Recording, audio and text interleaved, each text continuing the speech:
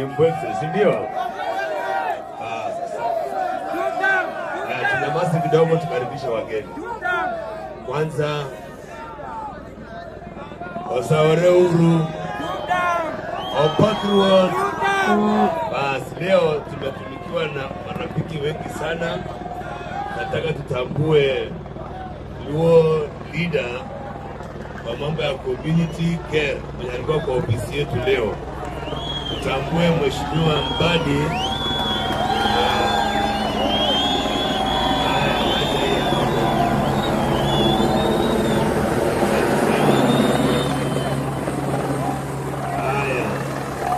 Koti ni ngapi? Haya, tunyamaze sasa. Hili leo tuko hapa na wajumbe wetu Mheshimiwa Sudi na wale wengine. Haya, tunyamaze kidogo. Hapa Mbadi, Mheshimiwa Mbadi, tuko na wazee wa Kikalenjin,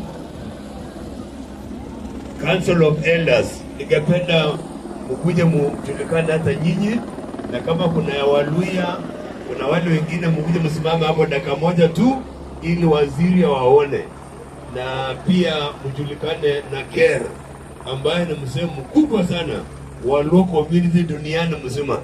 Kwa hivyo karibu sana. Haya, onyesha watu yako dakika